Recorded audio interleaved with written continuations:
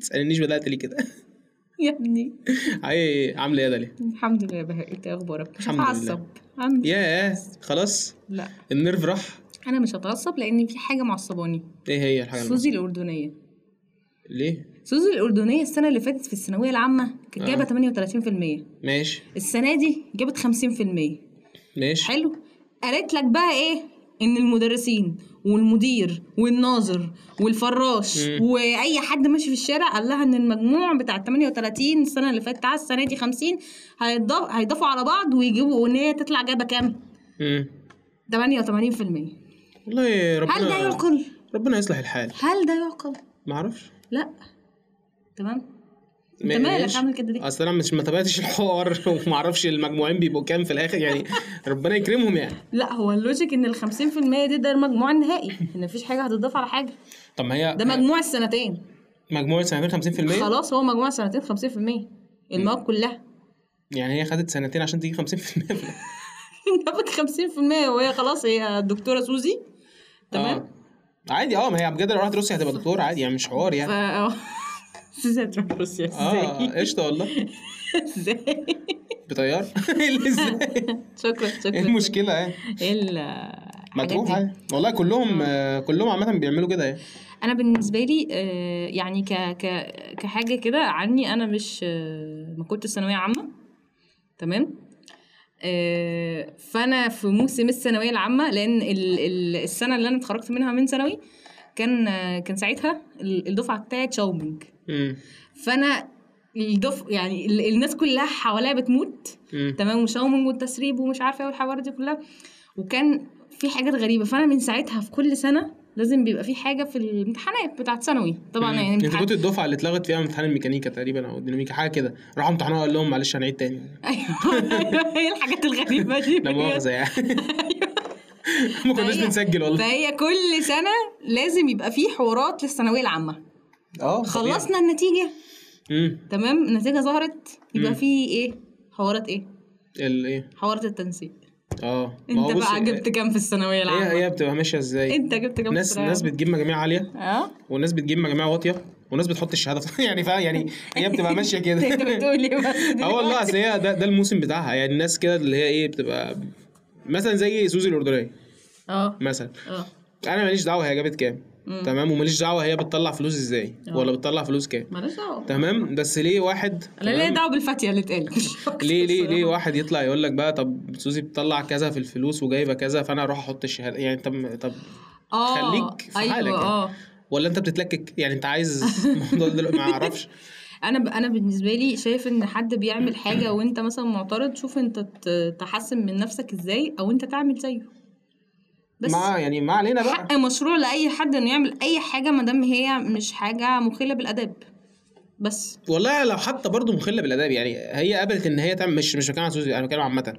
حتى لو الشخص ده بيعمل حاجه مخله للاداب بس هو قبل على نفسه ان هو يعمل ده فبيطلع الرقم ده، فما تجيش تقول بقى دي هي بتعمل كذا رقم وانا مهندس ودرست مش عارف كذا وعملت ماجستير فيه وبطلع رقم قد كده. فاللي هو خلاص اقبل ان انت تعمل نفس الشخص التاني بيعمله وطلع عليه الفلوس يعني. بالزبط. كل واحد بيعمل اللي هو عايزه في الاخر. بالظبط. ما تبقاش ناقم على حياتك او حاول تطور من نفسك كشخص يعني. ما حاول ما تبصش لحد.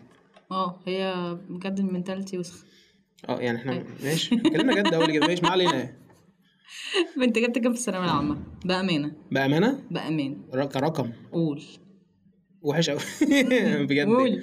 انا جاب 69. دخلوك ايه؟ والله هم كانوا جايبين كذا حاجه يعني. كانوا جايبين كذا يعني. حاسس ان انا عايز اقول مزابل بس لا يعني. بس كانوا جايبين حاجات يعني.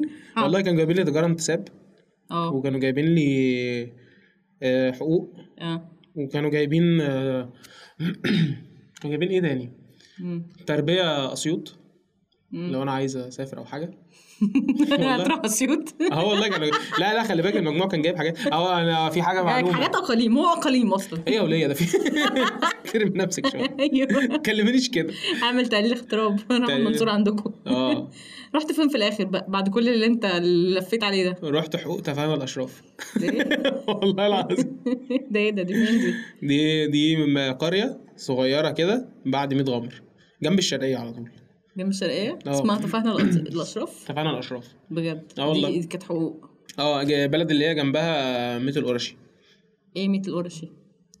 قرية بعد ميت الخمر جنب الشرقيه. لا ميت القرشي دي معروفة ان هي ايام الانجليز وكده هم عملوا معاهم نوش اللي هم دخلوا صفوهم. انا عارفه عبد الصمد القرشي بتاع العطور. مش اشكال ده بس اللي انا عارفاه، لان بجد انا ده اللي نكته يعني، ما نكتش الحاجات دي. بس يعني هي انا برضو كنت المعلومه تانية انا كنت ازهر. فانا ما كنت في حاجه اسمها شريعه وقانون اللي هي بتوازي حقوق في التربيه والتعليم، ملفه كبيره كده هي ما كانتش موجوده غير في القاهره وتفاهنا الاشراف واسيوط بقى والصعيد والحاجات دي. فانا رحت بقى اقرب حاجه ليا اللي هي فاكر الرغبه كام بتاعتك في التنسيق اللي انت تفاهنا الاشراف؟ كانت الرغبه كام في التنسيق بجد؟ كانت اخر واحده 60. كانت اخر واحده، ما مش فاكر هم كام. لا 60. ما احنا خلي بالك احنا اكيد العدد عندنا هيختلف الكليات عن عندكم اكيد، عشان احنا في كليات عندكم مش عندنا يعني احنا عندناش اصلا. صح عشان انتوا ازهر التنسيق مختلف بالظبط. انا وقتي ما كانش في اصلا حسابات ومعلومات عندنا في الازهر. فهي كانت موجوده في تربيه وتعليم، فاهم حاجه؟ واحنا كان عندنا حاجه عندنا 60 رغبه مش فاكر بقى كام، بس انا كنت وقتها كده بقول مستحيل اخش حقوق. سبحان الله. لا والله جات لي هي اصلا اول حاجه جات لي حقوق شريعه وقانون طنطا. رحت بقى غيرت من طنطا لتفاهم عشان في ناس صحابي راحوا، فقلت ايه طب ما يلا مع بعض. يلا معاهم بقى. والله او ما رضيتش ادخل تجاره عشان ابويا يعني ما علينا يعني حوار طويل والله. يعني انا الرغبه اللي جات لي كانت رغبه 33 الجامعه العماليه. ايه الجامعه العماليه دي؟ الجامعه العماليه في اول عباس هنا بتاعت ايه؟ بيطلعوا عمال جنبينا؟ لا بيطلع الناس اللي بتقف في اول فيصل تقريبا اداره اعمال. هي تجاره برضه يعني لا هي حاجه هي فرع. لا عارف ان التجاره فيها قسم اداره اعمال. اللي هي في الكليات الخاصه بيزنس ادمنستريشن. ايوه هي البيزنس ادمنستريشن دي في الجامعه في الجامعه العماليه بقى، هي دي الرقم 33 اللي كانت جايه بس انا ما دخلتش. اللي بتطلع الناس اللي بيقفوا في شاكوش بس انا ما دخلتش. بتطلع صعايده كملي. بتطلع مراقبين جوده عموما لو انت مش عارف الموضوع ده. لا المفروض اداره اعمال. انت مش اداره اعمال؟ ما هي فيها حاجتين، فيها 3 حاجات، فيها سكرتاريه واداره اعمال وفيها مراقبين جوده. مش مراقبين الجوده دول طالعين من كليات، ما علينا احنا دخلنا هنا مش فاهمه انا بقى. انا عندي واحد صاحبي مراقب كليات رايحه فين؟ لو حد داخل يعني ما تخشوش الجامعه العماليه عموما. بعت اللوكيشن عامل العباس بجد. انا عندي واحد صاحبي خريج حقوق، خريج لا اسمها ايه زراعه وشغال مراقب جوده، فعشان كده قلت ان هم بيطلعوا من حاجه تانية. لا هي مراقبين الجوده بيطلعوا من كذا كليه اصلا. بجد؟ لا كذا كليه. والله تحفه. كمل بجد. ما اعرفش. انا تخيل بقى انا دخلت ايه بعد كده. ما دخلتش بصراحه الجامعه العماليه يعني، قلت لا. وقفت مع نفسي وقفه كده. انا كنت جايبه 72.5 في ثانوي يعني ماشي يعني اصل انا خلي بالك برضه انا جبت 69. انا اخويا قال لي انت مش هتجيب 70%. والله ما رضيت اكسر له كلمه يعني اخويا كبير يعني لازم نقدر بجد يعني. جبت 69 بالظبط اللي هو 1% كنت هكسر له الكلمه بس يلا يعني. دي كانت كارثه عندنا. كان عندنا كارثه في البيت، حصرت اجوال وكانت الدنيا يعني. ده والله والله ايه ده بجد. كان في مشاكل، اصل هم كان مش عارف جابوا الحوار ده منين، بس هو كانوا متوسمين فيها خير قوي اللي ندخل هندسه. والله العظيم انا واحد ما بعرفش اذاكر من القرار خشب. انا واحد ما بعرفش اذاكر، ما بعرفش امسك كتاب، ما بعرفش اقعد بجد 10 دقايق على بعض بعمل حاجه معينه تمام، وما بعرفش اعمل اي حاجه ليها علاقه بالمجاميع العاليه. ما كانوش متوسمين فيه بأي حاجه خالص. لا انا كانوا راميني كده، انا التربيه الحديثه كلها اطلع زي ما انت عايز يلا. لا انا كان عندنا لا انا ابويا جه في اخر ثانوي. اصل احنا في ازهر ما عندناش علم علوم وعلم رياضه، دي برضو معلومه. احنا عندنا علمي عامه بس ندرس العلوم كلها. فانا ممكن اخش طب وممكن اخش هندسه، يعني ممكن اخش كليات العلوم وكليات الرياضه. حسب المجموع بقى وانت على حسب انا جايب ايه في ايه بالظبط. لا مش جايب ايه في ايه، على حسب المجموع يعني ايا كان بقى انا جايب ايه فين. لا والله تجيب رقم معين تدخلك كذا فهتدخل كذا. جامد. بس لا مش جامد. احنا كنا بندرس وقتنا 18 ماده كتير فشخ بالظبط. فاحنا ازهر ده سيء جدا في حوار الدراسه. دلوقتي المفروض الدنيا قلت يعني، بس ما علينا. ايه الحوارات الغريبه دي بجد. ازهر كان حاجه رهيبه يعني. فانا جيت في اول ما دخلت ثانوي ابويا قعد معايا قعده كده قال لي ايه هي طب المهندسين بيطلعوا مش لاقيين شغل. هي طب تدخل طب بشري تبقى الدنيا جميله، يتقال لك الدكتور راح الدكتور جه بيطري عادي. فتمام. لا لا لا لا استني بقى. جينا في نص السنه قال لي طب بيطري حلو برضه. يعني عادي لو ما جبتش طب بشري، طب بيطري جميله. تمام. جينا في اخر السنه قال لي بص بلاها طب، هندسه تحفه. فاهم؟ هي عايزه اروح اعرف ابوك كده ان هي نفس المجموعه، انت فاهم؟ لا هي مش نفس المجموعه عندنا بجد. طب هي دي. طب بتاخد من كام وهندسه بتاخد من كام بقى؟ والله ما اعرف وقتنا، بس هم كلهم كانوا في ال90 يعني ما هو كان شايف ان انت هتجيب النص درجه. انا ابويا كان فاكر ان انا مش هنزل عن 95. يعني انت كنت بتلعب في 5 درجات. اللي هو 5%. اللي انت لو ما جبتهمش انت لا انت سيء. او حاجات تانية مش هينفع اقولها دلوقتي. بس ابويا كان يعرف ان في 31 درجه من 100 هتروح منه. واحنا عندنا الموضوع بيتحسب بطريقه مختلفه. احنا عندنا ال1% ب8 درجات، مش زي عندكم. عندكم ال1% ب3 درجات او 4 درجات حاجه كده. عندنا ال1% ب8 درجات.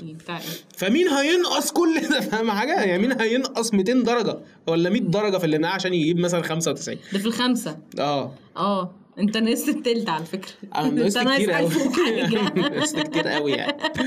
والله على فكره والله العظيم بجد. جينا في اخر السنه. ابوك عمل ايه بجد لما عرف النتيجه؟ مش هينفع اقول هنا.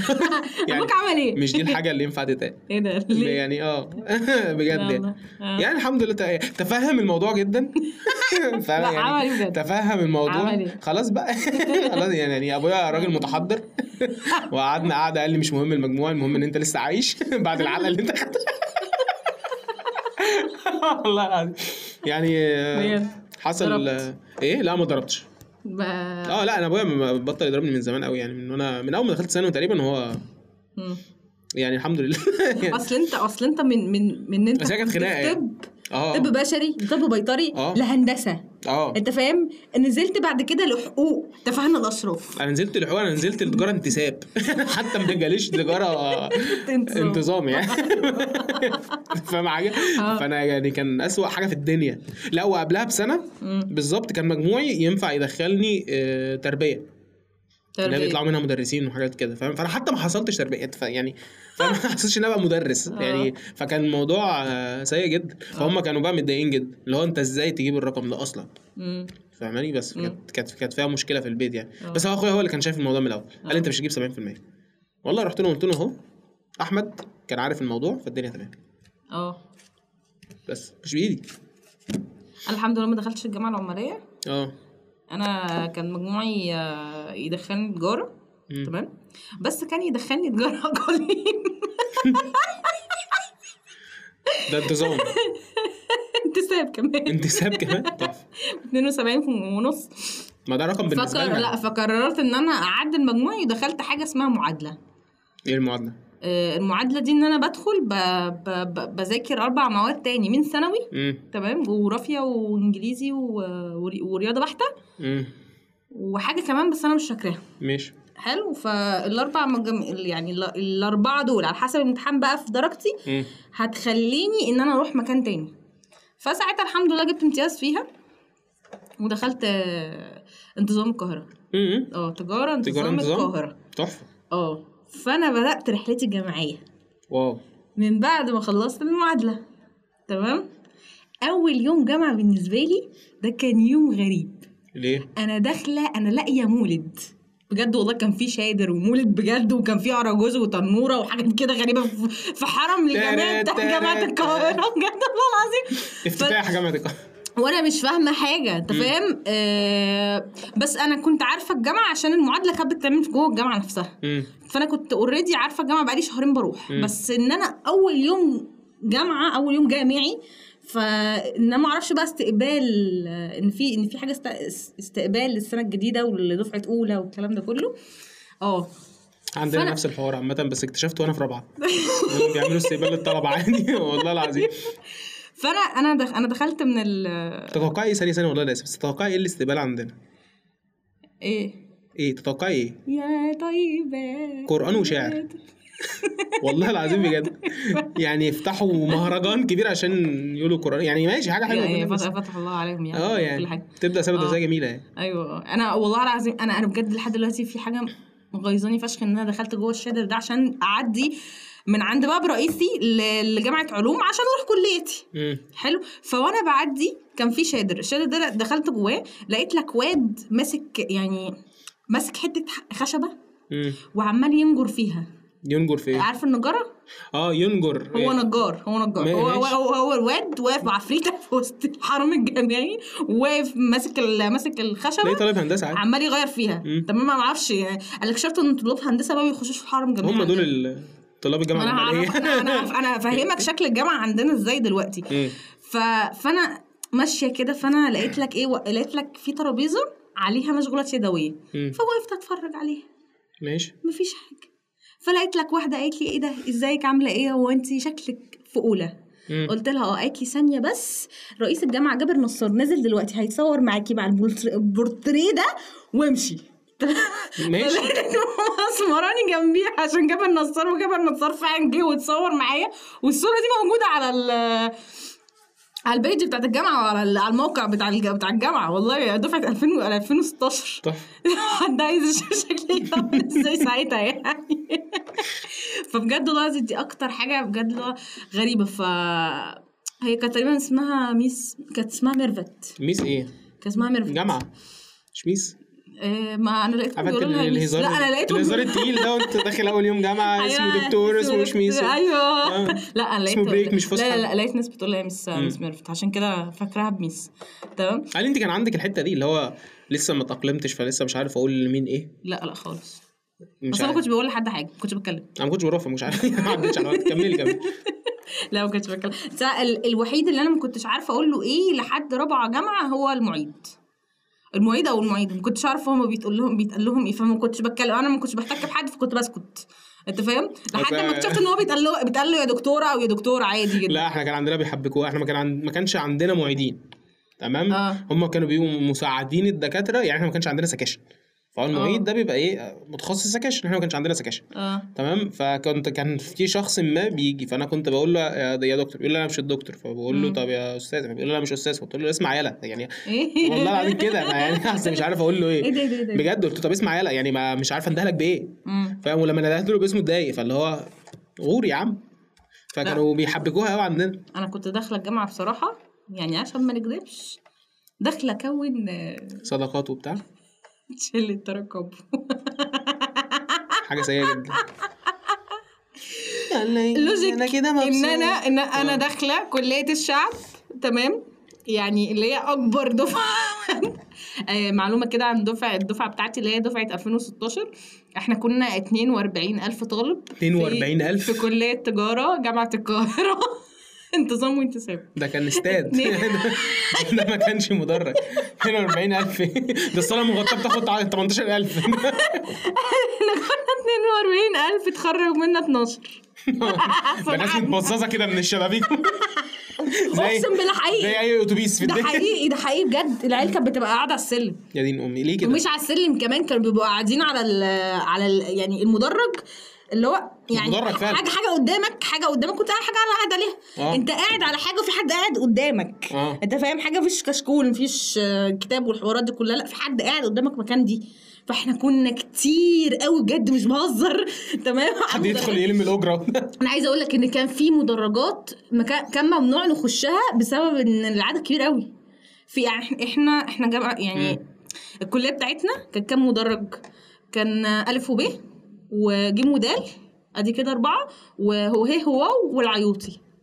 العيوطي ده بيشيل 10,000 عشان عيوطي. لو اكتر 10,000 هيتقمص. العيوطي ده كان دكتور عندنا. فاحنا كان عندنا كام 7 مدرجات. تمام. فال7 مدرجات دول كان اكبر واحد فيهم اللي هو العيوطي، بعديه هي هو دول طبعا احنا كنا لازقين فيهم لانهم كبار يعني. عندك جيم ودال دول ما حدش يعني بدأنا ناخد فيهم محاضرات في سنة 3. العدد كان قل. احنا في سنة 4 كنا قادرين نقعد خلاص. احنا في سنة 4 اليوم اللي انا رحت فيه المدرج كان أوضة دي قد الأوضة اللي احنا قاعدين فيها دي. ده بجد؟ والله كان أوضة صغيرة مش قدها قوي يعني، بس كانت أوضة صغيرة جدا. كانت أوضة عادية مش مدرج. لا فصل. لا ايه ده؟ انا مش متعوده، انا بجد مش متعوده على ان لو حد قال لي انه فصل صغير. لما دخلت بقى ايه كليه اداب عندنا في الجامعه، واكتشفت ان يعني انا دخلت في اوض صغيره فعلا شبه الفصول بالظبط. فبقول لهم هي دي السكاشن، فين المدرجات بتاعتكم؟ قال لي دي مدرجات. ده في ايه؟ ده في كليه اداب. كليه اداب انا اسمع ان هو بيدخلوها كتير برضه. لا اتاري بقى كليه اداب مثلا يعني ناخد اداب فلسفه بيبقى فيها كام على بعضيها 70 طالب، انت فاهم؟ احنا مدرج يعني احنا كنا متقسمين كانتظام مثلا الف وب وجيم ودال، دول 4 يعني بنبقى 4. دول سنه اولى. دول احنا بنكمل على نفس الوتيره. بس الف ليها مواعيد معينه، ب ليها مواعيد معينه، وبنبقى ماشيين بقى بالترتيب الابجدي. انت فاهم؟ فانا طول في المدرج لو حد قال يا داليا هتلاقي 20 بيردوا داليا. اي لو اي حد ندى اي حد بجد هتلاقي كتير. تعرف الكليه كامله، خش في جيم. تعرف الكليه كامله احنا كنا 2 بس بقى. ايه ده بجد؟ انا ما اعتقد ان انا كان معايا 50 واحد. ما طبيعي اكيد في المليون واحد اللي قاعدين دول هتلاقي في 60,000 داليا. يا عم لا هتلاقي في كتير برضه. ده بقى لا عندنا بقى اللي كانت مشكله قوي مدرج جيم، اللي هي مجموعه جيم دي روح ادخل قول يا محمد واقفل. ارميها وسد ودانك. رميت قنبله الصوت. انا كنت بحب اعمل الموضوع ده الصراحه. اعرف ايه ده مجموعه جيم بتاخد محاضره هنا، خش قول يا محمد واقفل بس هتلاقي الدكتور بيرد نفسه كمان معاك. الموضوع كان غريب اتوقع لو شتمتيهم يبقى احسن يعني.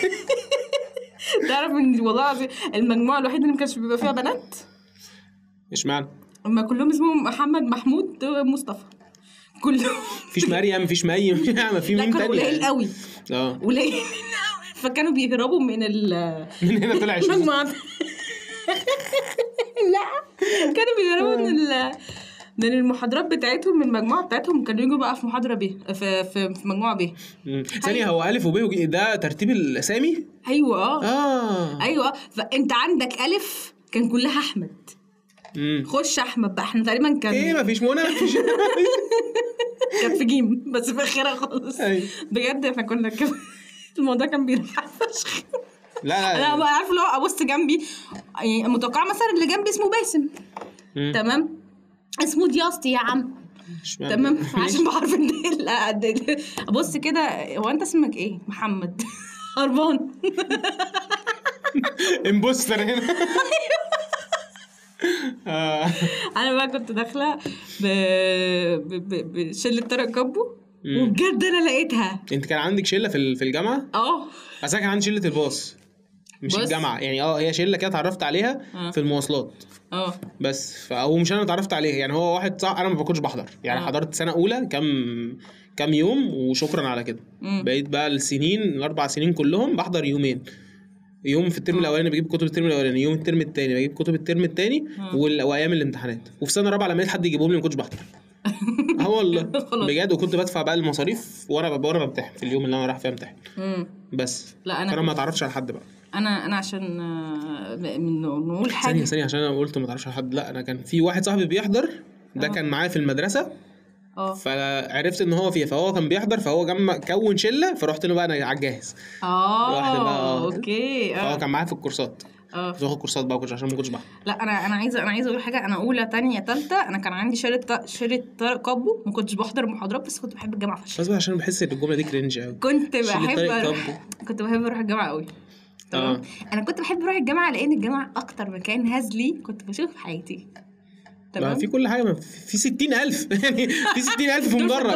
ما بقول لك في 60,000 في مدرج. فلا يعني تعرف بجد ان انت لو دخلت جامعه القاهره هتلاقي ان اكبر ساحه في الجامعه كلها هي ساحه تجاره. عشان تشيل.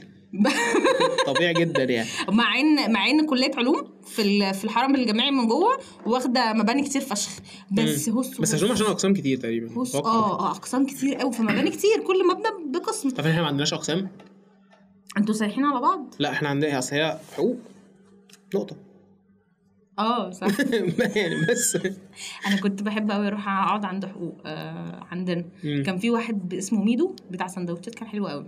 ايه ده ثانيه بقى، لو على السندوتشات عم منصور. ده منصور ده كان جوه الجامعه ولا بره الجامعه؟ لا ده ما كانش في حاجه جوه الجامعه. بس احنا اقول لك على حاجه، احنا اتفقنا دي شبه جامعه كامبريدج كده. والله جنب يعني كامبريدج. كامبريدج اتفقنا الاشراف في كامبريدج دي. هفهمك دلوقتي. كامبريدج دي المفروض هي جامعات منفصله في المدينه، هي مدينه كامبريدج تمام، وجواها حبه جامعات، فالجامعات جوه المدينه نفسها، يعني مش حرم كامل لمم الجامعات دي، يعني هي مش جامعه، هي كليات منفصله. طب ما احنا كنا كده. لا انتوا جوه حرم كامل، يعني جوه سور كامل. ماشي يعني انتوا مش بتحافظ عليكم بسور. لا فاحنا عشان كده بقول لك احنا شبه كامبريدج شويه. يعني هي اتفقنا يعني انت كنت هي كنت تنزل من حقوق تبقى في الشارع. احنا كان في غيط جنبنا يعني والله العظيم، يعني في واحد بيعمل حمام على الزرع يعني فاهم. هقول لك انا اول يوم ليا تمام، يعني في قصه قبلها اصلا، يعني في قصه قبل ما ادخل تفاهم الاشراف دي بالذات. تمام بس خلينا نروح دلوقتي هنا. انا اول يوم ليا انا ما اعرفش فين تفاهم، كنت رايحه لوحدي. تمام فنزلت ايوه يعني تفاهم هنا ما اعرفش. فروح والله اقول لك والله ما اعرف بجد. تمام بس اشراف يعني خلي بالك. يعني مش هنقدر نتكلم عليهم يعني. فالمهم فين تفاهنا اهي، يافطه كبيره جدا مكتوب عليها مرحبا بكم في تفاهنا الاشراف. تمام متعلق على اليافطه، العمود بتاع اليافطه 6 حمير. متعلق مش متعلق يعني مربوط فيهم، مربوط 6 حمير. تمام فده بدايه ايه دخول المدينه. تمام فامشي بقى جوه شويه بين الغيطان الجميله دي والمباني. تمام تدخل على الكليه. تمام من باب الكليه اول ما رحت قدام الكليه في حمار طالع يجري من الكليه وفي دكتور طالع يجري وراه. طلع من ده بجد من جوه قلب الكليه. لا ده تقريبا كان سنه رابعه حاجه كده. بس بجد ده اول سين للجامعه عندنا. فعرفت انا ما كنتش بحضر ليه. بس يعني انا داخل جامعه في دكتور بيجري ورا حمار. انت مش في جامعه، انت في غيط. بجد انا في غيط فعلا. انا بقول لك انا كنت متحوط بالغيطان. ده مش ترول يعني. انا بقول انا باب الجامعه اهو قدامها الناحيه الثانيه في ارض زراعيه، فلاح بيفلح وقلاع بيقلع. انا عشت الحياه الجامعيه. ما انا ما كانش عندي بقى. لا الحياه الجامعيه وانا اصلا انا كان بيني وبين الجامعه سفر بتاع ساعه وربع او ساعه ونص.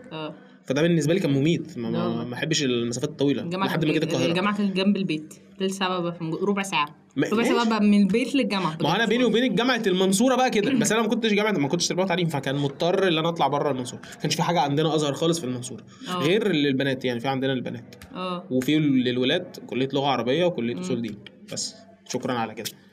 انا عندي حاجه عايزه اقولها بجد واعبر عن استيائي منها جدا. انا كنت بكره ساحه التجاره بتاعتنا، لان ساحه التجاره عشان تنجو فيها لازم ان انت تبقى متنمر او تبقى غني فشخ.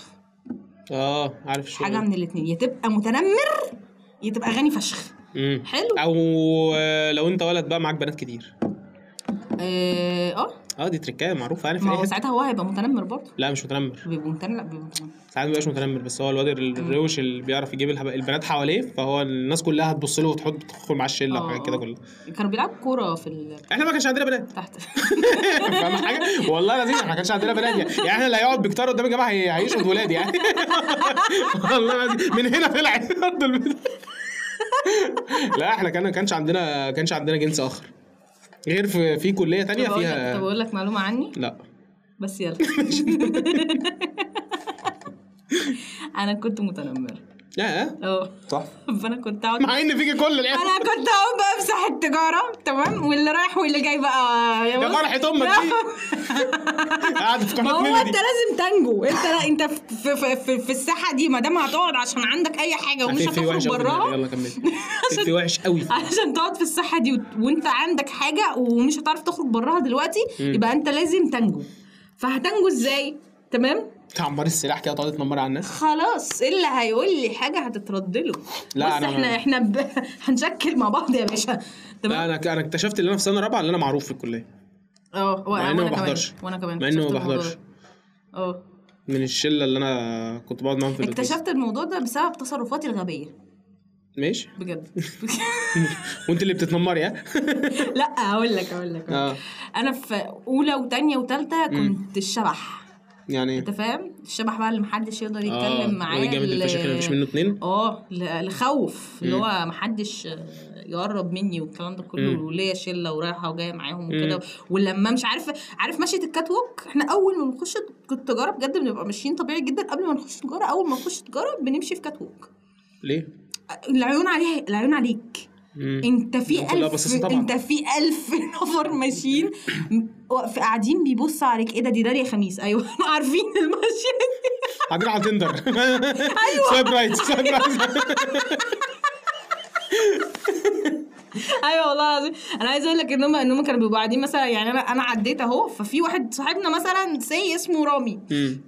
رامي ده جاي ورانا، فانت فاهم، رامي لو بص يمين او الشمال هيقول له داليا في اخر الشارع.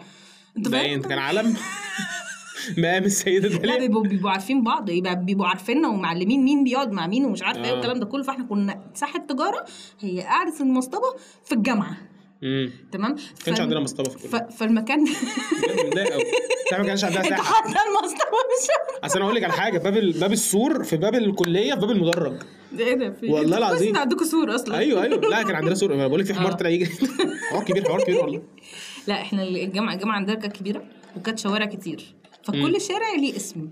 احنا كده عرفنا صح التجاره باسامي الكليات تقريبا. لا احنا كان عندنا شارع الحبيبه، بس دي نيك نيمز مش اسامي الكليه مطلعاها. هو لا كان كان شارع سياسه واقتصاد. ايوه شفتي باسامي الكليات اهو، لو لفينا ورجعنا يبقى شارع سياسه واقتصاد. كان ده شارع الحبيبه. كان في بقى عند كليه اثار الموضوع كان بقى مختلف خالص. كان ده بقى مش شارع الحبيبه، ده شارع حب. ده اي اتنين عايزين يلاقوا مكنه. خلاص ماشي. قشطه. ما كانش في حاجه بتحصل، تمام، عشان نبقى عارفين، عشان الرقابه الاداريه. لا بس احنا ايه الرقابه الاداريه اللي قلتها دي؟ مش كملي. لا بجد الجامعه عندنا كانت من اكتر الجامعات بجد اللي فيها امان. لا احنا مصر شهدت وطيتها يرضي بيه. لا احنا كان عندنا امن كتير فشخ. لا والامن كان بيبقى موجود في كل حته وبيعدي وبيشوف. كان عندنا فلاحين كتير كمل. الرضا. والله. فلا احنا كانوا يعدوا علينا ويشوفوا الكارنيهات ويتاكدوا من هويتنا وانتوا بتعملوا ايه هنا ومش عارف. فلا هي الشوارع دي مجرد ان هم بيبقوا قاعدين مثلا هيتغدوا، يمسكوا ايد بعض، خلاص ماشي، خلاص كفايه يتمشوا خلاص كفايه، مش قادر ابص تمام. تخيل والله العظيم انا كنت بحب اروح اغلس عليهم. اي حد قاعد في اثار كنت بحب. انت غبت. هي بعد الساعه 4 العصر احب اروح اتمشى كده عند اثار عشان اشوف مين قاعد عند ابو الهول. اصل كان في مجسم لابو الهول، هو كان بطولي، انت فاهم. فهو كان في حته دروه كده تقعد تبص عليهم. فكان في حد بيقعد عند المصطبه اللي عنده، انت فاهم. فكنت بحب اروح اشوف مين. خلاص والله خلاص طلعي من الحته هنا. اخر شارع اثار كان دار علوم. دول يا عيني كان حالتهم كرب قوي. العيال دي مش عارفين يبقوا، لا هم من اداب والله العظيم. كل ما كنت امشي عندهم كنت اسمع ضحكه. عارف طبعا. عارف سيب الشنطه يا مصطفى. هي كانت بتتعمل عند هناك. ما احنا كان عندنا بتتقال برضه. انت مستغرب جدا يعني. ليه؟ مش عارف. بتقال بصوت خشن قوي، فاهم؟ حاجه يعني تعلم العفه. طب انا بتكلم اللي هي طلعت من بنت فهي اللي شكل. ايوه سيب الشنطه. بس انا كان نفسي اعيش الحاجات دي. كنت بسمعها بطريقه مختلفه. خد الشنطه منها وطلع يجري. ما هو برضه خد الشنطه منه طلع. يعني هو الفعل موجود بس الصوت مش راكب على الصوره يعني. ايه ده كملي. طب انت عندك نفس الحاجات بتاعتي. كانت غريبه جدا. نتفليكس بتبقى مبسوطه منك قوي. صورت عندنا 3 اجزاء مثلا ولا حاجه. لا بجد كنت بحب كل حته في الجامعه. عندنا بقى حته كان اسمها منجيني. دي اكيد احنا فيها احنا كان عندنا منجيني. كان عندنا. انتوا كان عندكم اصلا حاجات جوه؟ احنا كان عندنا حاجات كتير. احنا كان عندنا حاجات بره يعني. ما كانش في مكان جوه. احنا كان عندنا كشاك. لما رئيس الجامعه مشي وجه رئيس تاني راح قال لك الكشاك دي لا مش عايزينها، فاحنا هيبقى عندنا مجمع فيه بقى كل احنا كان عندنا ابو طارق في الجامعه. ابو طارق كان في الجامعه. والله كان في المجمع. اصل احنا يعني لما وعينا على عم منصور، فده كان بالنسبه لنا حاجه رهيبه. وعم عليه سندوتش فول وطعميه مع شويه ويسكي. احنا كان عندنا الطبع الدوميسي جوه. خلاص بقى انت ده. لا عم منصور عندنا ده براند، خلي بالك. عندنا حاجات كتير فشخ يعني تحطيه على اللوكيشن هتوصلي. بجد عم منصور ده كان حاجه، كان عالم من اعلام ما كانش في حد بيعرف يعمل السندوتشات بتاعته، ما تفهميش ايه السر. ومش عارف ليه، يعني انا ما كنتش بحضر، بس مش عارف ليه كان بيحبني الحب ده. بدات اقلق منه والله العظيم في الاواخر كده. بجد كنت اطلب منه سندوتشين عادي جدا، ينزل لي بتنجان وبطاطس وشوربه زي حاجه غريبه كده. والله كان الراجل ده كنت بحبه جدا. الله يمسيه بالخير. يعني عم ناصر بتاع السندوتشات اللي عند الجامعه ناحيه مجمع الامتحانات. ده كان بره. احنا كان عندنا مبنى بنمتحن فيه يا جدع. كان يعني كتجاره بنمتحن فيه، او في كليات تانية. لا احنا كنا بنروح مجمع امتحانات، كان بيبقى هو اللي كنا بناخد برضو فيه السكاشن. عشان كان بيبقى ديسك صغير كده، واحد بس يقعد فيه. ديسكات مش تعملي فيها، عامله فيها. ما عملتش حاجه، انا ما عملتش حاجه. الديسكات دي كانت بتبقى في الامتحانات اللي كانت بتبقى في الطرقه. انا احلى امتحانات بحضرها في حياتي امتحانات الطرقه دي. انا شفتها بس في اللي هي الطرقه اللي بين المدرس. اصل احنا، ما انا بقول لك احنا عندنا الجامعه هي ميني، احنا عندنا ديمو. انتوا عندكم طرقه صغيره. انت عارف الطرقه بتاعتنا كانت بتبقى عامله ازاي؟ الاوضه اللي احنا فيها بس طويله. ايوه احنا مباني قديمه. ما هي كده حاجه كده برضو. يعني هي مش صغيره قوي، بس السيري يعني صغيره شويه. انا سنه اولى امتحنت انا في الطرقه، والطرقه الصغيره دي كان فيها 3 صفوف. لا احنا عندنا وفره الصراحه. فانا الصراحه كنت بعمل بقى حته كده حاجه ايه في الامتحانات جامده فشخ. اظبط المربع اللي حواليا، اجيب لهم مثلا بسكوت. بص اجيب حاجات لنفسي مثلا، نقوم جايب. كنت بتمتحن مقالي ولا؟ انا كنت بدي رشوه MCQ. مقالي، وفي اخر سنه بقى في MCQ. اخر سنه انا 4 سنين بس ما كانش كل المواد MCQ، وما كانش الامتحانات كلها MCQ. كان فيها هي ماده واحده تقريبا او مادتين اللي كان فيها MCQ كامل، وبقيه الامتحان كان بيبقى فيها سؤال مقالي والباقي MCQ. لا انا 4 سنين MCQ في سنه 4 بس. لا انا بحب الامتحانات المقاليه اكتر. انا خلاص انا بحب الامتحان المقاليه اكتر. انا دماغي اتاقلمت على MCQ بطريقه غريبه. انت فاهم اللي هو احنا كنا بنعمل خش اعمل سلم، خش اعمل تعبان، خش اعمل زجزاج. طب اقول لك على تريكايه جامده. خلي الاسئله كلهم نفس الاجابه، كلهم ايه هتجيب نص الدرجه. تعرف ان في دكتور عمل معانا الحركه دي؟ ايه؟ هو جاب لنا 10 اسئله بس. ده كان اقل الامتحان فعلا انا شفته. 10 اسئله. 10 اسئله. الMCQ عندنا كان 100 سؤال. 10 من 100 جابهم. والامتحان وسخ، امتحان وحش قوي، ما كنتش مذاكره الماده ولا عارفه اي حاجه. فانا قلت ايه، اعمل النظريه دي ممكن تيجي في 5 مثلا، انت فاهم. فرحت عملتهم كلهم بيئه. سلام يا ولد العبيط. هو حرفيا ده اللي عمله بجد. يا لهوي، ده حرفيا انا عملتهم كلهم ايه. تمام. طلع اعملهم كلهم C. احنا خرجنا اللي هو ايه C. ايه. نموذج دي كله C. ايه يعني انا اتشلح. مش منطقيه. نهار اسود. لا يعني هو عمل نفس النظريه اللي انا دخلت بيها. بس مختلفه. بس عجباني قوي طريقه تفكيرك دي. بس في حرف تاني. انا شلت الماده دي عموما يعني. ايه ده، انت شلت مواد؟ شلت في مادتين في اولى، رياضه بحته واقتصاد. جيت في تانية شلت محاسبه شركات مساهمه. ما علينا. مش مهتم قوي للدرجه. لا ما شلتش غير مادتين بس في حياتي كلهم اصلا. يعني هما مادتين اللي شلتهم في سنه ثالثه، جنائي والتانية مش مدني، اللي هم اهم مادتين عندنا في الكليه يعني. انا الماده اللي هي بتاعت محاسبه شركات مساهمه دي انا امتحنتها في ثالثه. تمام. انا فاكره ان الامتحان بتاعها، انا مش ناسياك يا خالد يا فتحي يا وسخ. خلاص ماشي خلاص يا زباله يا ابني خلاص. يلا شتمتني في وسط اللجنه. مش ناسياك يلا. ليه شتمك ليه؟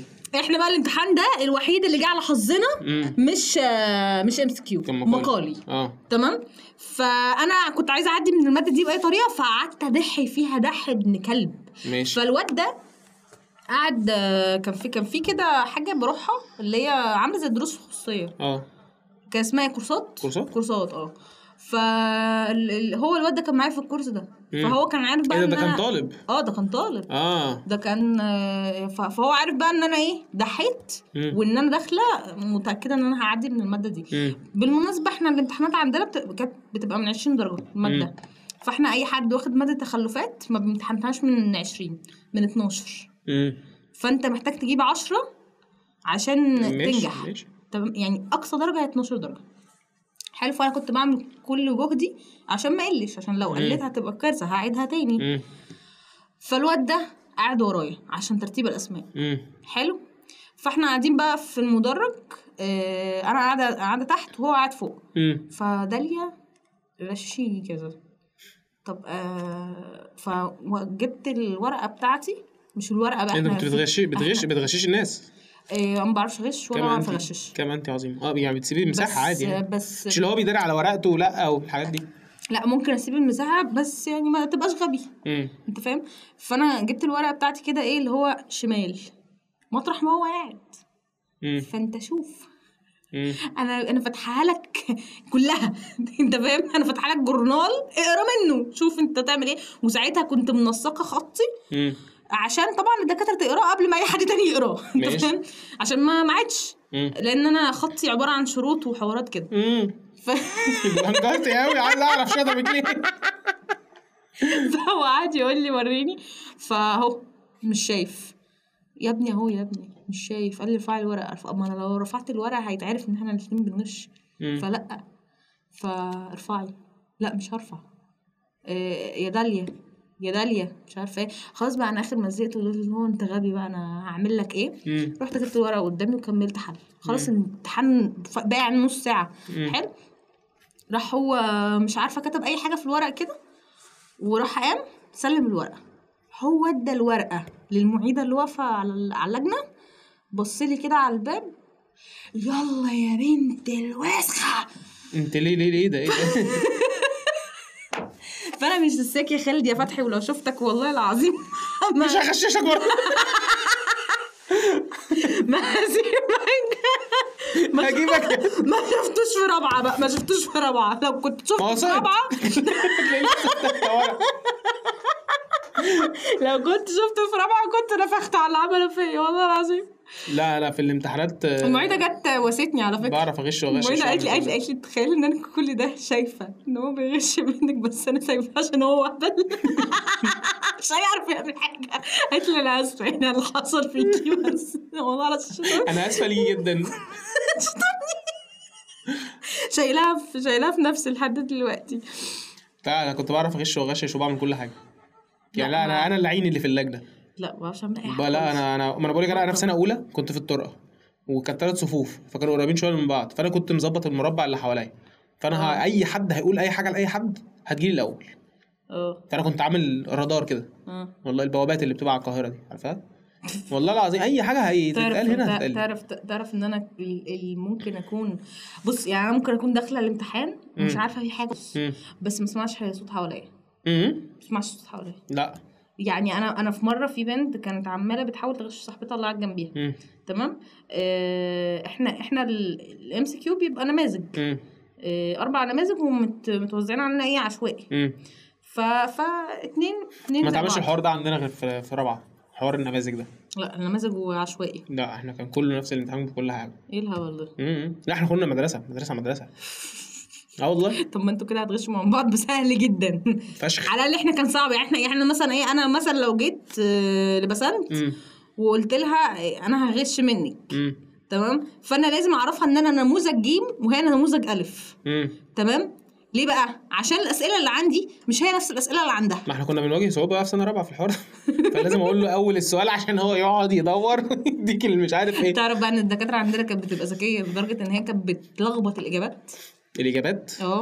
يعني مثلا انت عندك السؤال الاول احنا كان بدايته عندنا يعني احنا كان بدايه الام سي كيو ده في سنه رابعه. لا ده احنا فكان لسه ما فيش ابتكارات. ده احنا كان عندنا مدقرمين. لا احنا ما كانش عندنا اختراعات يعني. هو يشقلب لك الاسئله بس وخلاص وشكرا. عندك السؤال الاول اسباب سقوط الدوله العثمانيه. تمام. يعني يقول لك ايه الف مش عارفه ضعف الحكام 2 مش عارفه ايه 3 مش عارفه ايه. يجي بقى ده في نموذج الف. يجي بقى في نموذج ج يقول لك ايه اذكر اسباب سقوط الدوله العثمانيه. فيجيب لك اسباب ثانيه. واحد ما يقولكش بقى اللي هي ضعف الدولة. ده بيلخبط الاجابات بالظبط. فهو بيمنع الغش. ايه ده؟ لا ما كانش. فانا عشان اعرف غش لازم اعرف ان انت نموذج ج وانا نموذج ج. احنا الاثنين لازم نبقى نموذج واحد عشان نغش صح. غير كده انت لبست في طب، انت رحت في اي ماده تانية غيرنا. تمام بجد. لا احنا كانوا مدقرمين دقرمه. لا احنا كانش عندنا كل ده بقى. هل انت كان عندك دكاتره رخمين؟ يا انا بقى مش ناسيك يا بتاع الجنائي يا وسخ علشان بجد الراجل ده تمام ادالنا في سنه ثالثه زي خالد فتحي كده مش ناسيك. بس انا مش هينفع اقول اسمه عشان الراجل ده لواء دلوقتي. مش هينفع اقول اسمه خالص يعني. بس هو راجل مش احسن حاجه، راجل اخلاقه يعني انت راجل زي الفل بس في الكليه ما كنتش تمام. تمام يعني يا رب ما يسمعش حاجه. المهم يعني الراجل ده جه في سنه ثالثه، احنا دفعه 1600 طالب او 1700 طالب، اللي نجح في مادته 6. ايه ده بس ده اقل حاجه ممكن اقولها لك. انت مش احسن حاجه والله بجد. الستة ناجحين في ماده ليه يعني؟ ليه او يعني والستة دول كانوا كاتبين ايه؟ انا عايز اعرف الستة دول كانوا كاتبين ايه عن بقيه ال 1700 واحد. طب وانت كنت كاتب ايه؟ انا زدت. لا انا كده ما بذاكرش. انا ما عنديش مشكله. طب انت محروق قوي كده ليه؟ ما انت مش عارف حاجه من الاول. محروق عشان في 1700 شهيد. والله ايوه متضايق قوي، اللي هو بجد متضايق قوي. ال 1700 طالب دول يعني في واحد كان بيرتب على الدفعه راح الترتيب بتاعه بسبب الموضوع ده. والله كان سن مش احسن حاجه. والله. وفي بقى ماده تانية سقطت فيها غباء من دكتور. مش غباء من الدكتور، غباء ان انا ما بحضرش فانا مش عارف الدكتور ده بيفكر ازاي. يعني غباء تفكير. ان هو الدكتور ده ما بيقراش، هو بيشوف الورقه مليانه فبينجح. وده دكتور مدني اللي هي من اهم المواد عندنا في الكليه. هو ما بيقراش. تمام. فجينا في سنه ثالثه، هو اداني ثالثه ورابعه.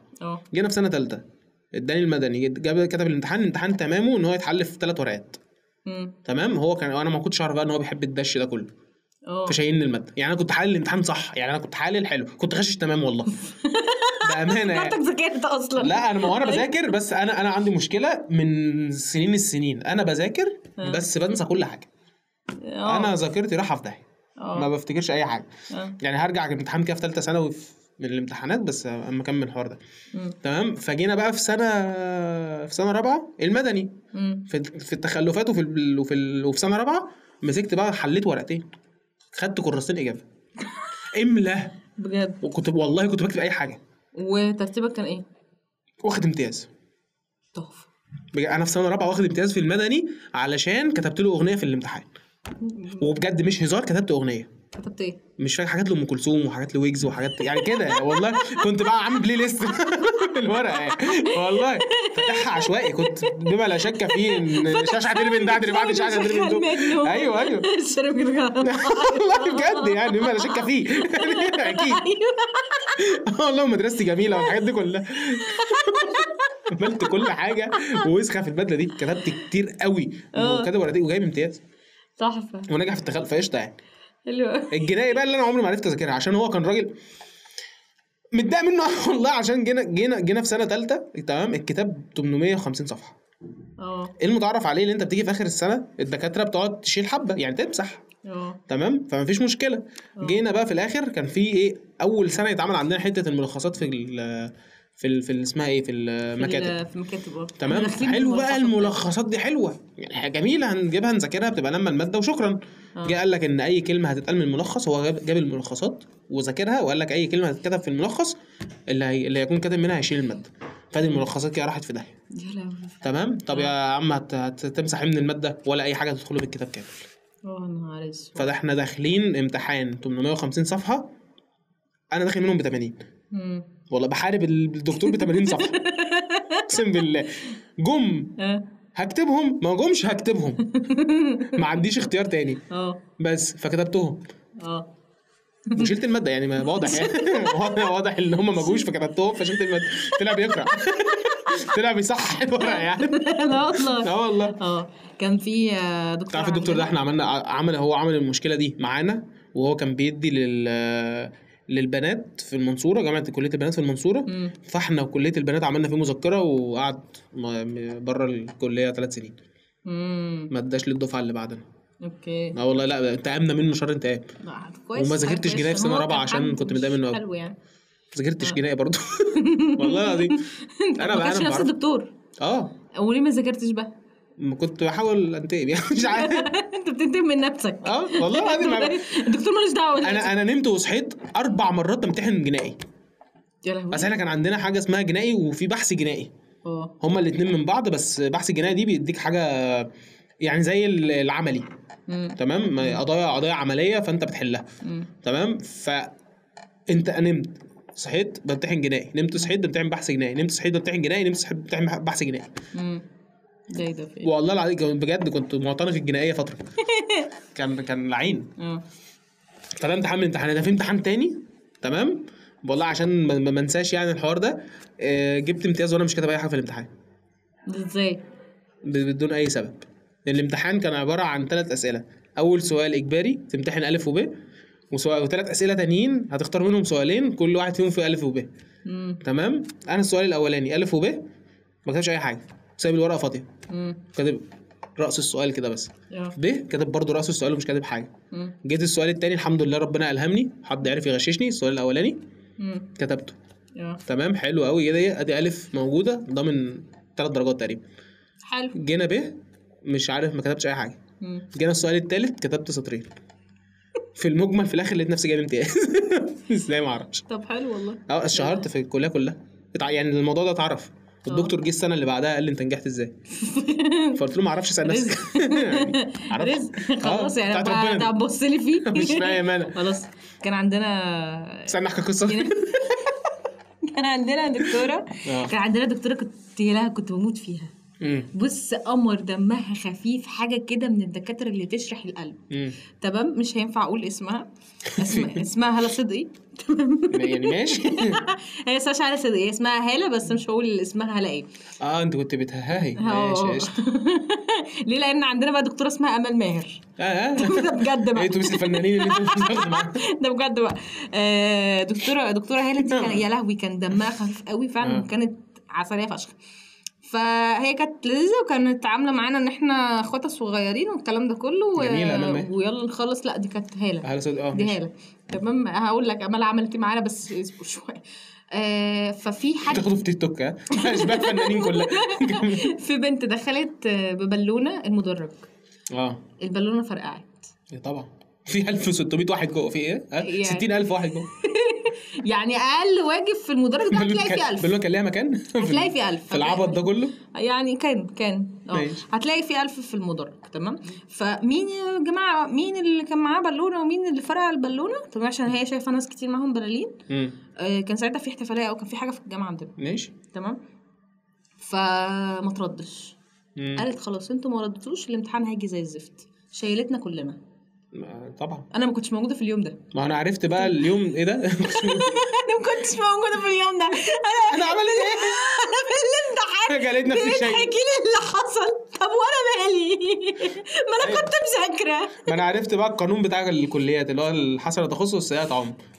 ولكن في جيش. ايوه حاجه يعني نيله. انا مالي انا باللي سب لك تين ومله بره تين. اقول لك حاجه بقى. دكتوره امل ماهر عارفه انا طلعت من الكليه كلها إيه؟ الماتيريال بتاعتي. والله العظيم. استنى 5 دقايق. والله العظيم الماتيريال خلاص بقى. والله طلعت من الماتيريال. 5 دقايق في امل ماهر دي بقى جت عملت ايه؟ جابت لنا امتحان وحش قوي فعلا في سنه رابعه بقى. قبل ما نبدا كورونا بالظبط. بالمناسبه انا دفعه كورونا متخرجه في ايام كورونا. فهي قبلها بالظبط كانت جايبه لنا امتحان وسخ قوي بسبب ان في حد فسه في المدرج. ليه وشمتها. طب انا محمد في نص الكليه تطلع. والله كانت دمها خفيف فشخ وكانت عزليه دمها خفيف عشان شمت بس شايلتكم. يعني انتوا خدتوها بهزار. خدت الموضوع بهزار. المدرج ساعتها ما كانش فيه 200. احنا كنا في سنه رابعه بقى فما كانش فيه ناس كتير بتحضر. حاله اختناق دي. ده كان قليل يعني. لا كنا 200 فكان عدد صغير فشخ. ده كان عدد صغير. ده كان عدد صغير. احنا كنا قاعدين متفرقين براحتنا قوي في المدرج. المدرج كان بيشيل 1000. انت فاهم؟ ده بقول لك في مدرج عندنا بيشيل 5000. ماشي. انت فاهم؟ ده الاستاذ ما شاء الله يعني 5 في وشي ليه. الاستاذ بتاعنا والله يوم واحده وهي واقفه قالت في حد فسه. تمام. ففي بنت كان قاعد جنبي ولد كده فراحت نوت لها كوبايه ميه. تمام. راحت قالت له انت اللي فسيت على. كانت بتغمى عليها ولا ايه؟ اكسجين ثاني اكسيد الكربون هف عليا. انت اللي فسيت على فكره. خلاص ما انت ليه بتبروزيها؟ احنا احنا كلنا ضحكنا شايلتنا. انت كثير الهزار، شيل المادة حالا. اذهب الى الملاحق. انا مش مسامحاكي يا امال عشان يا ماهر، عشان انا كنت عايزه اجيب في الماده دي 20 من 20 وانت خليتيني اجيب 16.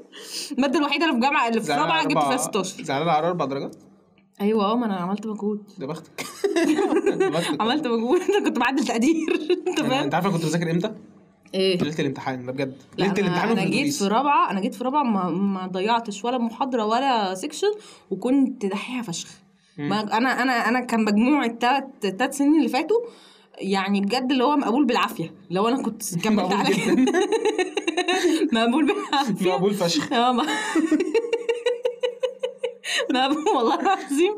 فلو انا كنت كملت على نفس الوتيره في رابعه، فجيت في رابعه قلت بس عشان انا اختي عايرتني تمام، وقالت لي انا جايبه جيد ومش عارفه ايه تمام. هي كانت جايبه حاجه 60%.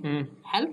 فانا رحت قلت بس انا هجيب جيد، انا مش هينفع خلاص. هي جيد جدا عدتني من سنه تانية اصلا تمام. فدخلت بقى في سنه رابعه، انا لازم اجيب امتياز سنه رابعه عشان اجيب جيد.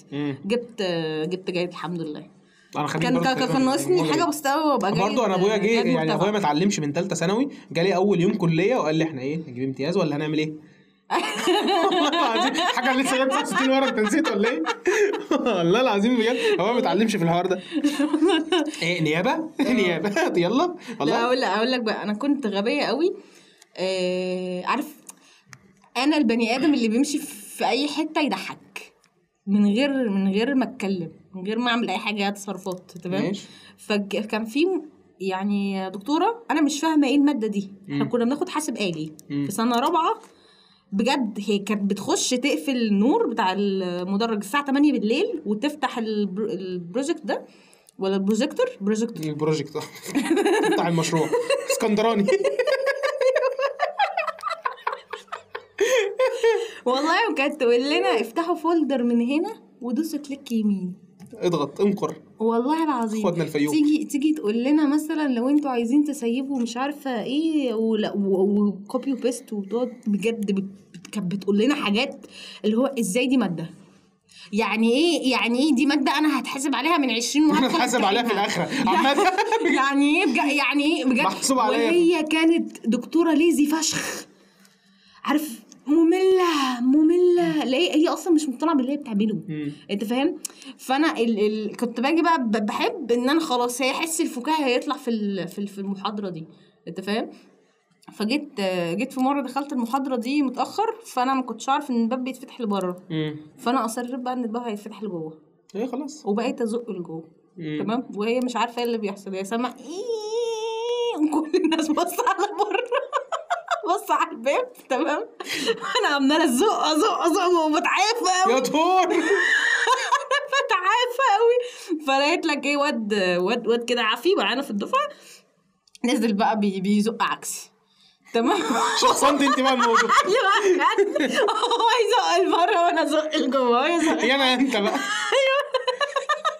لحد ما لقيت لك العامل كده جاي من بعيد يقول لي ثانيه واحده بيتفتح لبره. قلت له ايه ده بجد؟ كنتش عارف. انتوا مش كاتبين عليه بول ولا بوش؟ ايوه بالظبط. فرحت سبته كده وفتحت. قالت لي ايه ده؟ هو انت اللي بتحاولي تفتحي الباب كل ده؟ طب يلا الدفعه ساقطه. بحاسب آلي. والله قالت لي لا ما تحضرليش تاني. لا باب لجوه بقى ولا باب لبره، ما تحضرش تاني. قلت له الماده مالهاش لازمه، لا ما اعرفش ايه اللي بناخده ده. حبيبي يا دكتور. والله العظيم انا يعني دخلتها مرتين بس قبل الحادثه دي كنت بنام والله بجد. يعني دي الساعه 8 بالليل. وانا لا انا ما كنتش للدرجه 8 بالليل في الشتاء، في عز الشتاء بتدي محاضره قافله فيها النور. هعمل لي كان ايه وانا هنا من الساعه 7 الصبح؟ ما انا الترم الاولاني في سنه ابويا اجبرني ان انا اروح احضر، فاهمه. فهو الترم الاولاني فانا كنت بروح احضر محاضره وامشي لاجل ان انا اروح. مش عارف ليه بجد انا ليه ما عملتش ده، اللي هو ما اقعد في المنصوره عادي، اقعد في اي حته اروح اقول ان انا حضرت. والله اكتشفت ده مؤخرا قوي، يعني اللي هو مؤخرا ده اللي هو من شهر. ليه ما كنتش بعمل ده بجد؟ لو انا كنت بسافر احضر محاضره وارجع. بدون اي سبب. انت كان عندكم اتندنس اصلا ولا عندنا اي حاجه؟ ولا احنا ما كانش عندنا ولا احنا ولا عندنا لا اعمال سنه ولا ميد ترم. احنا ما كانش عندنا، بقول لك احنا مدرسه امتحان الترم الاولاني امتحان الترم الثاني. حاسه ان انا عايزه اقول لك ان كان في حاجه عندنا بس ما كانتش عندكم، بس مش عارفه ايه هي. ما اعرفش بقى، بس احنا ما كانش عندنا حاجه. احنا كان عندنا كل حاجه مش موجوده عندكم. تمام. اكيد انتوا كان عندكم بنات عامه يعني انا كنت بنات. احنا الجنس الاخر ده في القريه مش شايفينه انت فاهم حاجه والله. احنا كان بيبقى في حوادث في الحرم عندنا. مش في الحرم يعني، هي حصلت مره كده حاجه. وطبعا الامن قبض عليهم وكده. كان في شله ولاد وبنات قاعدين جنب مدرج في ليله امتحان، في ليله مراجعه امتحان. فانت كليه التجاره كلها جوه المدرج، وفي شله بره حوالي 10 مثلا وبنات كده. عارف سيب الشنطه يا مصطفى؟ بس هي ما كانتش سيب الشنطه يا مصطفى. خلاص يا مصطفى احنا هنقضيها كلام. المعيد واقف مش فاهم احنا ليه بنضحك، مش فاهم ليه احنا مسبهلين من اللي بيتقال. تمام. فمره واحده كده راح قال لنا اسكتوا. قال لنا هو بجد، هو قال لنا اسكتوا بحزم قوي عشان نسكت فعلا وعشان يسمع اللي بيحصل. احنا سكتنا، هو اللي ضحك والله. قعد يخبط على الجرس عشان يجيب العامل الحالي اللي ورا يرن عليهم والله عم بجد. خلاص يا شباب بريك. والله العظيم كان ساعتها احمد التباع طلع كان طلع ترند. طلع ترند ايه ده؟ ليه انت كنت في سنه كام؟ ايه ده؟ كانت ثالثه. ايوه ثالثه، ده اللي هو ما كانش لسه مات يعني، ما كانش لسه 2019. ثالثه 2019 بس ما كانش لسه اتنسى. بس احمد التباع ما كانش ترند، ما كانش لسه اتنسى. مش عارف ماشي، ما كانش لسه اتنسى. تمام والله. فكانت هي بره ولا هي اللي كانت عامله الصوت؟ قال الحال احمد التباع بره والله العظيم. قال الحال احنا كنا قاعدين بجد حاسين احنا في شارع الهرم. لا احنا كلنا تجاره عادي والله. احنا بمناسبه الامتحانات، انا كان في امتحان كان مش فاكر كان امتحان ايه، بس ماده ما كنتش مذاكرها عامه يعني. انا عايز اسالك سؤال ثانيه اكمل الكلمه بعد كده اسالك المكالمه ايه. كمل كلامك بعد كده تمام. فهي كانت ماده من المواد اللي انا ما ذاكرتهاش يعني، اللي هي كل المواد. فانا في الامتحان مش عارف احل اي حاجه، فانا لقيت 2 ورايا بيغششوا بعض، فقلت خلاص ارمي ودن. فقاعد هم يقولوا لبعض وانا اكتب وهم يقولوا وانا اكتب. بجد دكتور دخل هو عمل كده، دخل من باب المدرج، قام مشاور لي قوم اقعد هنا. والله هم اللي بيغشوا ورا، هم اللي عاملين صوت في الدنيا. هو ليه عمل كده ما اعرفش، وحس ان انت وشك غبي في حاجه. وانت مستفزني يالا. ايوه انا هاخدك واحطك في حته ثانيه. وانا كان برضه شعري طويل وقتها، بس كنتش ماسكه يعني، كان اللي هو كده سايبه. كان شعري طويل ومنزل على وشي كله وبتاع حاجه كده يعني. فانا دي عملت لي مشكله تانية بقى في امتحان من الامتحانات. كان دكتور برضه كنا في المدرج في سنه اولى. تمام. فانا في ماده انا برضه مش مذاكرها او مذاكرها بس مش فاكرها، فبحلب دماغي افتكر ولسه ما اعرفش الناس اللي حواليا، فمش عارف اغش. تمام. فبحاول قوي ان انا بعصر دماغي حرفيا. ففي دكتور قام جاي قام واقف جنبي، فبدات اتوتر جدا بقى. لو انت واقف جنبي تعمل ما بيعملش اي حاجه، ده هو ما بيعملش اي حاجه، هو بيبص عليا. الحركه دي بتوتر قوي. فانت عايز تطلب ايدي؟ طيب عايز تعمل حاجه مش انت عايز. هو بجد كان غريب جدا. فجاه قام جاي قام رافع شعر اللي هي ناحيه اليمين. فدكتور بدأ تقلق يعني فاهم، بدأ يرفع شعر الناحية التانية. بدأ يمسك شعري كده، فاللي هو عايز مني ايه طيب يعني فاهمني. فجأة قال لي كمل وقام ماشي. ايه ده؟ بعد ما نساني المعلومة اللي انا بجيبها بقالي ساعة. والله العظيم هو سرح لك ومشي. بجد هو سرح لي ومشي والله بجد. في الاخر هو ماشي قال لي، بالاخر هو ماشي في الاخر قال لي كده شكلك احلى. يا عم محمد الفار. يا عم الحلاق محمد الصغير. والله بجد. محمد الفار ده حاجه ثانيه. محمد الفار ده بتاع الجبنه تقريبا. بجد اللي هو انت. طب بمناسبه الجبنه، انت في حد قبل كده شفتهم عندكم بيوزعوا اي حاجه؟ اي حد جه يوزع اي حاجه؟ شفت بقول لك انا ما بحضرش فاكيد ما شفتش يعني بالمنطق. انا يعني انا عارفه مليون في المية انتوا اكيد مفيش حاجه اتوزعت عندكم. اشمعنى؟ احنا كل حاجه كانت بتتوزع عندنا، احنا كان النسكافيه بتتوزع عندنا. فاحنا عندنا مشكله يعني، عندنا ضعف في النسكافيه. احنا كان في عيال عندنا بتمشي ببراميل نسكافيه والله، واحنا ماشيين يدونا كده شطات صغننه. ايه ده جامد ده والله العظيم، وسخن. وكان لا ده عم منصور بره يعني، عم منصور عنده كل ده. كان بيوزع الحاجات دي ببلاش. لا مش ببلاش يعني، بس هو كان بيديني ببلاش. احنا تعرف ان احنا توزع علينا بيبسي، توزع علينا كوكاكولا، توزع علينا شوكولاته. بس دي دعايه صح، اللي هم بينزلوا زي بتاعت ريد بول كده اللي في كل حته. وريد بول اتوزعت عندنا. وتوزع عندنا كريم نيفيا. ما هو ما حدش يعرف تفاهه، ما حدش يعرف اللي فيه تفاهه اصلا في الدنيا. فمفيش حد نزل. احنا ما كانش لسه عندنا دخل البيبسي، فاهم حاجه؟ ايه ده بجد؟ بجد بيبسي ما كانش لسه موجود. احنا كوكاكولا انرجي لما لا احنا كان عندنا سينا كولا كان لسه موجود، وكان ده اختراع بالذات، كان كل ماشي بقى بيغني الاغنيه دي بجد. احنا كان عندنا سينا كولا ده اختراع موجود يعني، لسه ناشئ عندنا في القريه والله بجد، والله العظيم ما بهزر. كان لسه الحاجات مش منتشره يعني. لا والله احنا كنا بنوزع علينا كل حاجه، احنا لدرجه ان احنا توزع علينا دومت ساندوتش لما نزل. ياه والله. لا ده انتوا وبرانش، وتوزع علينا كل حاجه. احنا كان عندنا برانش بقى، عشان لو انت مدققه قوي في الحاجات. كان عندنا برانش اتوزع عليكم. مش يتوزع، ما فيش حد دخل الكليه. احنا كانت جامعه القاهره بينزل فيها دعايه. طيب لحد دلوقتي الدعايه دي بتنزل كتير فشخ. تاخدي الكبيره. احنا مواصلات. احنا بنركب ايه عشان اروح؟ بركب من المنصوره ل 100 غمر، ومن 100 غمر لتفاهه.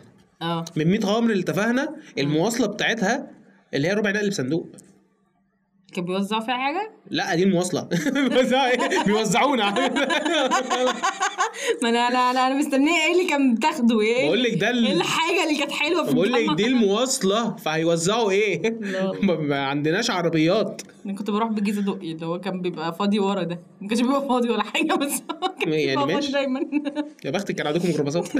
ميني باص كمان والله، ميني باص، ودايما كنت اقف على الباب. ده استفزاز ده ميني باص ده. لا احنا ساعتها كان عندنا باصات، بس كانت من مكان تاني غير اللي انا كنت بركب منه بقى. ده ما مش هدخلك في جغرافيه الدنيا عندنا. انت بتحاول ان انت تقول ان انت عندكم حاجه من الجامعه. عندنا عايزه اقول لك ان احنا كان عندنا باصات. احنا كان عندنا حاجه من عندكم. فلاحين فشخ. ماشي منطقي. بس كان عندك ايه نوع الفلاحين؟ بس احنا كان عندنا شرقوه. احنا كان عندنا مليانين شرقوه. احنا كان عندنا دمياط وشرقيه ومنصوره فشخ، وكان عندنا منصوره فشخ ده. احترمي نفسك يعني. قصدك المنصوره فلاحين؟ لا احترمي نفسك. كان من المنيا، كان في كتير قوي من المنيا. وكان انا عشان انا عاشرتهم كتير، فاللي هو بحس ان انا لما بجيب سيرتهم بتكلم زيهم، بقول زيهم.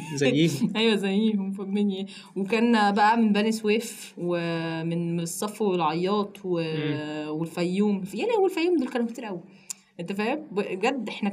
احنا كنا اللي من القاهره في جامعه القاهره كانوا الاقليه. احنا كنا اقليه قوي، انت فاهم. لا احنا كان عندنا اغلبهم من الشرقيه. لان احنا كنا جنب الشرقيه على طول يعني، فاسرع، فاهم. ده احسن حاجه جنب التنسيق، انت فاهم. ده لو جاله تحليل اغتراب هيروح فين؟ البيت. لو عمل تحليل اغتراب هيقعد في البيت عادي. بس يعني لا احنا كنا فيروز. انا بحب جامعه القاهره، ونفسي ارجع الجامعه تاني، لان بجد كانت احلى ايام. واي حد دي جمله انا بنسقف فيها كلنا. اي حد بيسمعني دلوقتي بجد ما تطلعش من الكليه. بجد دي معلومه. واحلى ايام هتقابلها هي في الكليه بجد. انا مش عارف بقى، انا ما حضرتش. عارف الجمله دي بقى بتدل اللي هو ايه؟ احلى حياه هي حياه الكليه، احلى حياه هي حياه الجيش. انا ما دخلتش جيش، ما دخلتش كليه. والله العظيم. فانا طبعا كل حاجه عدتك. شكلي غايب لسه، مش عارف اتكلم مع حاجه. بجد الحوار ده بيضايقني كل ما حد يقول احلى ايام. احلى ايام ما اعرفش والله. تعرف احنا كان عندنا بيسين في الجامعه، كان بيسين كبير فشخ. احنا كان عندنا ترعه برضه. جامد والله، بينا حاجه مشتركه والله. والعيال كانت بتنزل. كان عندنا ملعب كوره. لا والعيال كانت بتنزل عندنا باللباس. دي حاجه معروفه عندنا في الكليه يعني. بجد كان عندنا حصه سباحه. خلص المحاضره وبرمي في الترعه. اصل حته كانت حر بامانه برضه. بجد كانوا بيتحرروا بالدنيا. احنا كان عندنا بقى مشكله كبيره في القريه دي. الميه كانت طعمها وحش قوي بجد. انا نفسي افهم ايه السبب، بس انا كنت شبه ملحد في الفتره دي. ايه ده؟ كنت داخل اول يوم، فداخل الجامع اتوضى واصلي، بتوضى بتمضمض، لقيت الميه طعمها وحش، قلت هصلي لما اروح. في حاجه غريبه في الميه في القريه دي يعني. كنت اجيب والميه المعدنيه برضه طعمها غريب بدون اي سبب. عارف النظريه بتاعت قاع الهامور بتاعت سبونج بوب، بيقول لك ان في حاجه بتاعت مفاعل نووي انفجر في الحته دي واشعاع والكلام ده. حاسه ان ده تفاهنا الاشرار. ماشي، الميه عندنا كان طعمها وحش معلنا بقى كل اللي انت بتقوليه ده. ده تفسير بصراحه. بس سندوتشات الفول والطعميه بتاعت عم منصور، انت دي الحاجه الوحيده اللي انت خدتها من الكليه. ما كنتش انا واخده كل حاجه من الكليه. ما انا كنتش واخده، انا كنت بروح اخد الكتب واروح اقعد عند عم منصور. تعرف ان حمائي جالنا في الكليه؟ احنا في حد مشهور جالنا، مش فاكر كان الشيخ مين. ثانيه كان في شيخ بجد جالنا الكليه والله ما فاكر، بس كان في حد. خلي بالك برضه يعني احنا فاهم احنا عايزين ناخدها اخره. محمد منير جالنا. ماشي مش عارف اعمل لكم ايه. طيب احنا جامعه القاهره ايه يعني دي علم انت فاهم حاجه؟ ما جالناش حاجه. اعرق جامعه في مصر، احنا جالنا واقدم جامعه في مصر، فانت انت فاهم. وعلى فكره تفاهنا برضو جامعه قديمه فشخ يعني، الجامعات في تفاهنا قديمه قوي. ده انا اكتشفت برضه. مش هفتكر طبعا. من امتى تاني؟ مش هفتكر طبعا. لا يعني لو اي حد دلوقتي بيسمعنا ولسه هيفكر، لو حد دلوقتي بيسمعنا من تفاهنا يا بختك وصل لكم نت.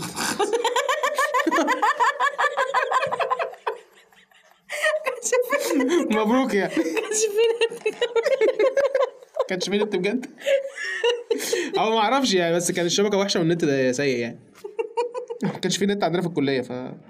احنا كان عندنا واي فاي في الكليه. انا لما اول يوم رحت كان عندنا واي فاي في الكليه. طب هقول لك بقى على حاجه. انا اول يوم رحت انا كنت من الشباب اللي انا كان نفسي ادخل مسرح الجامعه قوي. فلما بالك ان احنا في كومبيتيشن دلوقتي.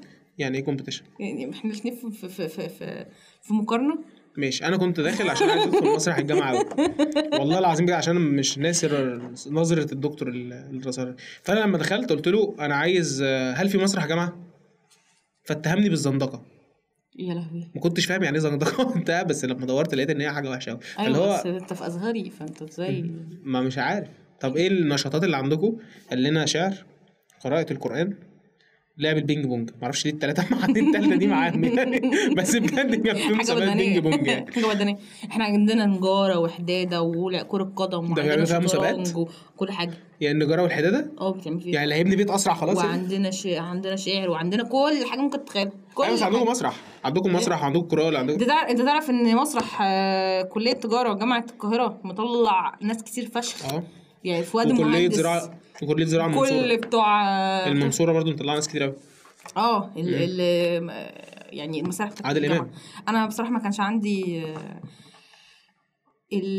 الجرأه ان انا اخش مسرح الجامعه. وبقيت ستاند اب كوميديان طبعا. انا كبت ما كنتش عارفه ادخل معاهم من 4 سنين. كنت بعدي كده ادخل المكتبه قدامهم وخلاص. فرحت دخلت بقى خلصت بعديها بعد الستاند اب 3 سنين، بعد ما خلصت الكليه 3 سنين. مش معلش الستاند اب يعني. الحمد لله بحاول احقق حاجه يعني، بحاول ان انا ادخل في حاجه يعني تكون كويسه. بس خلاص بقى كفايه في انا لسه ال4 سنين. انا لسه عندي حاجات كتير جدا. انا ال4 سنين عندي اتقفل اوسخ قفله في الدنيا كلها. طب مش لازم نقفل بقى الحلقه؟ ما هي دفعه كورونا. خلاص بقى ايه يا رب ما حد. احنا قعدوا يقولوا لنا ايه، هناخد التدابير الاحترازيه وقعدوا يعملوا لنا فيها بتاع. تمام، انت نزلت امتحنت؟ انا نزلت امتحنت. لا هقول لك احنا بس دي ما كانتش سنه رابعه عليك يا ستي. اسمعيني بقى للاخر. سنتها قالوا لنا ان احنا هناخد المواد كلها ابحاث. ده حقيقي عشان انت كنت سنه ثانيه. حلو جدا. كنت سنه ثانيه ساعتها. فتمام، حلو جدا. خلصنا وخلاص ضمننا ان احنا خلاص السنه خلصت. فجاه قالوا لنا طب انتوا هتيجوا عشان تمتحنوا قران. طب ما كنا نكتبه نعمل اي حاجه يعني. عيب يعني تخسروا في سنه بعدها ممكن تمتحننا فيها. اصل احنا برضو كان عندنا حاجه. احنا كان عندنا حاجه اسمها القران تراكمي. يعني انا السنه ثالثه بمتحن قران اولى وثانيه وثالثه. طب ما تعملها يعني ليه نزلتنا؟ ما خلاص انت كده هتمتحني فيه تاني السنه اللي بعدها. فدي كانت حاجه غريبه جدا. وقال لك احنا هنعمل تدابير احترازيه. احنا دفعه كلها كانت في اوضه واحده بجد يعني. ما كانش في اي تدابير ومفيش حد لابس كمامه ومفيش حد عامل اي حاجه. لا احنا كان هو بيقف بمسدس كده اللي هو بتاع الحراره على بعد 6 متر، ما اعرفش بيقيس ايه بجد، وواقف معاك حل وانت داخل يمرش على وشك. فاللي هو هتعملي يا ابني الجزمه؟ يعني اتوقع ده اللي حصل مع طه حسين يعني اللي انت بتعمله حالا ده. فكانت حاجه غريبه. عايز اقول لك تدابير احترازيه ومش تدابير احترازيه، ما فيش اي حاجه بجد ليها علاقه باي حاجه. لا احنا كل ده حصل عندنا الصراحه. كانت سنه رابعه بس في كل الكليات هي اللي نزلت ساعه كورونا نمتحن. ولا كان بيترش علينا كحول في اي حته احنا بنمشي فيها. ايوه واحنا بنمتحن واحنا قاعدين، وكلور، كحول وكلور، واحنا ده بقى واحنا قاعدين فجاه الاقي حد يجي اقسم بالله زي الطفل مسدس الميه فيس ويوم جاري يا عم بمتحن استنى. لا وكان في تباعد جامد، ولا كانوا بيأكدوا وبيشددوا. لا احنا كان الموضوع عندنا صعب قوي يعني. لا احنا كانش عندنا اي حاجه من دي بقى، كانت الدنيا انا عايزه اقول حاجه. كانش في كورونا عندنا في انا عايزه اقول حاجه، انا بجد ده كان اغبى قرار عندي، اغبى قرار بجد بالنسبه لي ان انا اتخرجت في سنه كورونا. انا يعني لو يرجع بيا الزمن مش هتخرج في كورونا وهعيد السنه عادي. ايه ده؟ ومش هبقى ندمان الناس ان هي تسقط ده لو في كورونا يا جماعه. انت في حاله الكورونا ده لو في كورونا يعني خلاص انت داليا اديتنا الابروف، انت خرجت وخلاص. تفهم حاجه؟ انا ما عملتش حاجه بعد التخرج. تمام نعمل بس ده مش مع يعني. عايزه اقول حاجه بجد دلوقتي، نتيجه الثانويه العامه ونتيجه الجامعه ملهاش اي علاقه خالص بحياتك العمليه.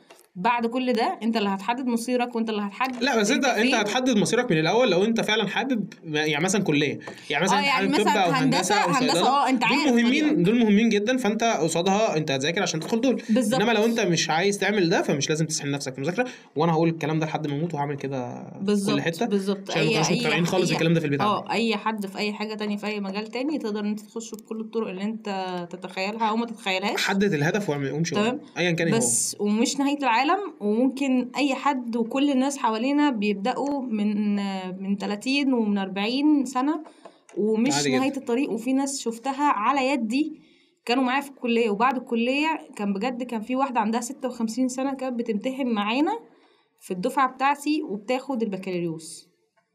فهي بجد مش نهايه العالم خالص، حاجه كده جد كده في الاخر. ومش هي اللي هتحدد مصيرك، انت بدماغك اللي هتعمل كل حاجه وهتمشي. والسلام عليكم. كان معكم بس كده خلاص بقى ايه نقفل الجامعه. احنا اتخرجنا بس خلاص. جيب لي ضرافه. فلو عجبك الحلقه، احنا ليه ما بنقولش الحاجات دي في الاول؟ صدقني محتاجين نقول لايك وسبسكرايب والحاجات دي في الاول برضو. بس ما علينا، يعني لو عجبك الحلقه فاعمل الحاجات اللي انا لسه قايل عليها يعني. لايك والشير والحاجات الجميله دي. لايك شير سبسكرايب وفعل زرار الجرس، ويا ريت لو تعمل لنا كومنت ولايك وتكلمنا تقول لنا نجمه فاصله 6 يا شباب انت فين التون ده. ولو ما عجبكش فمش لازم عادي، في حاجات تانية ممكن تعجبك تنزل، في حاجات تانية ممكن تعجبك نزلناها فبسمعها بس. والسلام عليكم. وعليكم السلام.